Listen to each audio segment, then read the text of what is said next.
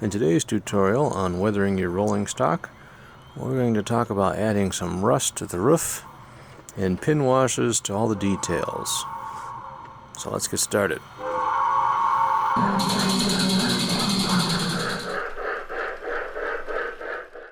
I've started to add rust to the roof.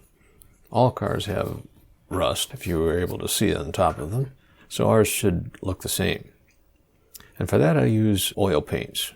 It's important to get good oil paints. They'll last a long time, so they're worth the extra $1 or $2 because they won't separate, they'll last for years, and the pigment is really good, which helps make for good coverage. The oil paints I like to use are Winsor Newton. There are other good brands, but I know these work well from my experience. And the colors I like to start with are burnt umber and burnt sienna. To me, they seem to look the most like rust, and I use those a lot. Now you can put some of the paint in a palette. I find I don't even need to do that, and it saves cleanup, let alone a little bit of paint. But just moisten the tip of a very fine brush in thinner, then dip it in the oil and stipple it on in random patterns. Make sure you don't have too much paint on your brush or it won't look right. So I'm just tapping the brush down in a random pattern, and random sounds easy. Surprisingly, I find it not so easy, but if you don't like what you got, you can use some thinner and remove it and then move on.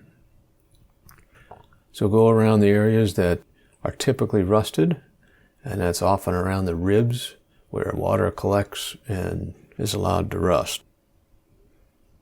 Remember to keep your brush clean as well. If you do this kind of thing for several minutes without ever cleaning the brush and basically starting over with new paint, the brush dries out, you get a glob of paint on the end of your brush, and it just doesn't work anymore. Once I have done some of the burnt sienna, I'll switch to the burnt umber and then stipple some of that on top and around the burnt sienna. Rust is never just one color either, so this adds some texture, some depth to the rust.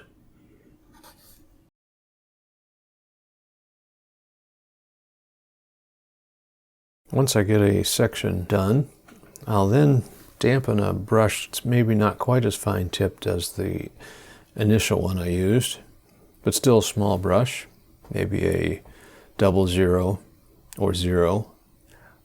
Dampen it with a little bit of thinner and just dab around the edges of the areas that I've painted. This is to soften the edges, so there's more of a blending the paint or the rust into the areas beside it. Just this little step will help the realism quite a bit. So dab all around the edges. If you dilute too much, you can just wipe that off. But very little thinner on the edge on the brush. You'll learn what works well, how much you need to soften the edges. And with that, I'll finish the rest of the roof in the same manner. Once the rest of the roof is done, you need to let it dry for 2 or 3 days. Oil takes a long time to dry, but you do need it dry before the next step. The next step is to add a gloss coat so washes that we want to put on will flow easily. That takes away any surface tension, and then the wash flows nicely around small areas. For that I use Pledge Revive It gloss finish. Used to be called Future. You'll see that referred to in lots of videos, but now it's called Revive It. I spray that undiluted, just get a little bit from the jar, put it in my cup, then spray the entire car, making sure all sides are covered. After this, I can add washes and it will flow into the joints around foot grabs or seams or rivets if you have them. I finished the rust on the roof. Now I want to add details to the grab rails, the rivet lines on the side, also beside the door and into the ribs on the door and around the sign, anywhere where there are surfaces that stand out a little bit. If we add a wash, it will make that part stand out even more. So I'm going to go back to my enamel wash, my MIG dark brown.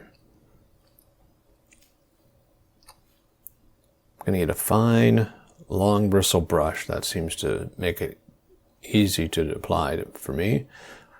This is about, what's that, 3/8 of an inch or 1/2 of an inch long, a 10-0 tip.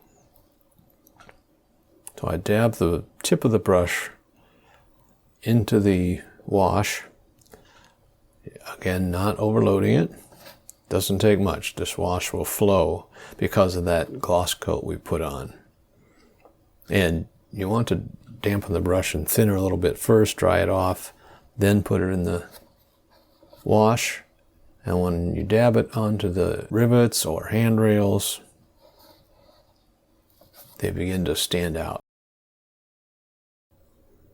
The enamel will flow into seams because of capillary action. That's why we needed the gloss coat.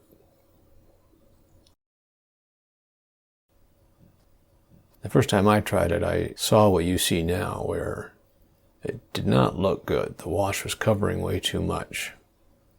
What I didn't realize was you need to be prepared to clean up after your wash.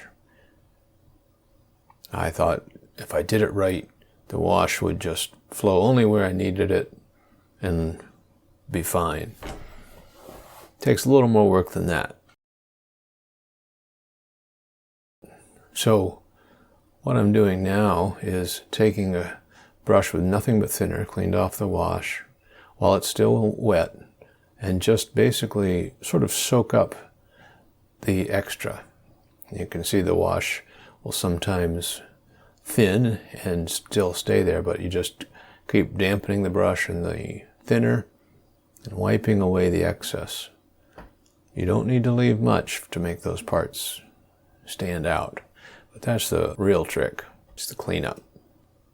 Don't let it dry too long before you clean it up either. Stay tuned for the next video where we will talk about how to add rust streaks to your model. See you next time.